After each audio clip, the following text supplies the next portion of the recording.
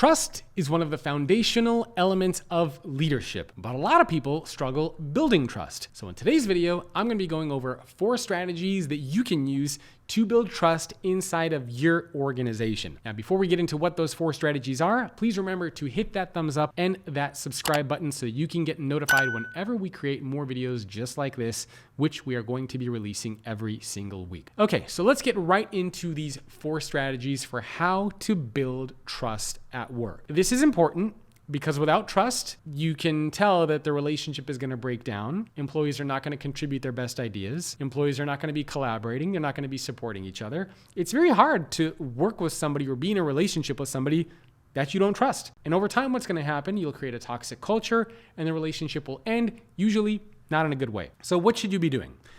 Number 1, be vulnerable. One of the people that I interviewed, well, actually a couple people I interviewed for my book, David Dunning, and he's famous for helping co-create the Dunning-Kruger effect, and also Sim Sitkin, one of the world's leading experts on trust. And what I found from Sim Sitkin and David Dunning is that there are over 22 definitions of trust in academic literature. And every single one of those 22 definitions of trust have to do with making yourself vulnerable. In other words, if there is no vulnerability, there is no trust. You need vulnerability to create trust. So what does being vulnerable actually mean? In the context of relationships that you have at work, it means exposing a gap that you might have, a challenge, a struggle, something that you're not good at. Now, I talk a lot about this concept of leading with vulnerability as well, which is not just talking about the gap, but also demonstrating what you're trying to do to close that gap. So the vulnerability piece is crucial. As a bonus, try to demonstrate what you are doing to close those gaps when you have them. But if you're not willing to be vulnerable with your people, with your peers, with your coworkers, they're not going to be vulnerable with you, and you're not going to have a relationship that is built on trust in any way, shape, or form. The other thing with vulnerability is it needs to be genuine. You cannot fake vulnerability. One of the other people that I interviewed is Dr. Paul Zak, and he told me that our brains have really good BS indicators. I'm going to share the money. And then, but unconsciously, your brain knows when people are going to cheat you. And I think that's also interesting that, we get this intuition that this person is not trustworthy, even though they're saying they are. And so if you try to fake vulnerability in some kind of way, your employees will know and they can tell that it's not genuine. And not only will it not create trust, but it can potentially create distrust inside of your organization. So lead by example here. Vulnerability, you can think about it as exposing yourself to the potential of emotional harm, approaching risk, uncertainty. Brené Brown's done a lot of work in this space. You can check out some of her stuff as well. Number 2 is acknowledge how others feel. This was actually some recent research that was out in the Harvard Business Review. And one of the things they found that really builds trust is acknowledging the emotions of other people. Now, of course, you can acknowledge positive emotions and negative emotions. So if somebody's feeling ecstatic, maybe they got a promotion, you can acknowledge that and say, oh, hey, wow, you look like you're really happy. What's going on? But similarly, if somebody's going through a tough time, you might be able to say, hey, you look a little upset. Is there something that you want to talk about? Is there something I can help you with? Now, while acknowledging emotions helps build trust, what these researchers found is that acknowledging negative emotions boosts trust more than acknowledging positive emotions. Now, we're really good and it's easy to acknowledge the positive emotions, right? I mean, when somebody's happy, they're in a good mood, that's very easy to do.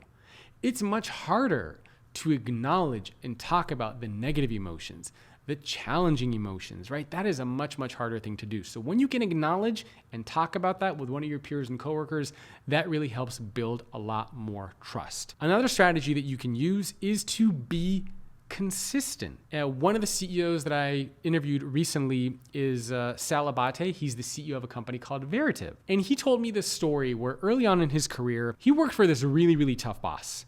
Kind of like a Jack Welch style boss, the kind of person who had no problem screaming at you and cursing at you and maybe throwing things at you every now and then. And him, Sal, and some of his peers, they showed up to work one day, and this hard-nosed CEO calls everybody into their office, and he has them stand in a circle, and all of a sudden, he starts playing The Wind Beneath My Wings by Bette Midler. Now, imagine you show up to work, your boss says, hey, come on in, close the door, and all of a sudden he starts saying, you're the wind beneath my wings, the Bette Midler song is playing.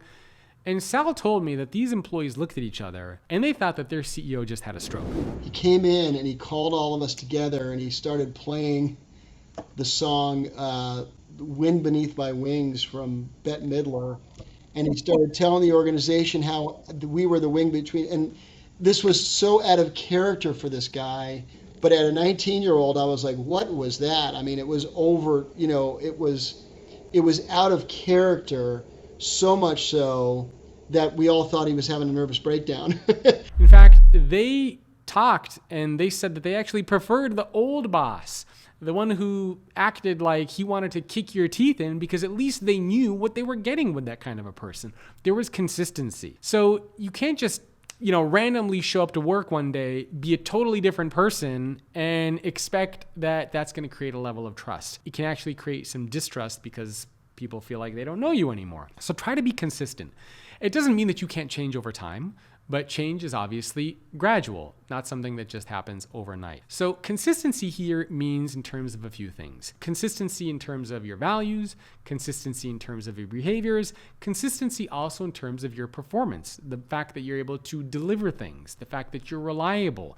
Now, I know that reliability is not the same thing as trust, but being reliable and being consistent helps create and build trust. So you don't want to discount that. The fourth element of how to build trust at work is to be competent, to be good at whatever it is that you do. Because when you're good at your job, people look at you as a subject matter expert.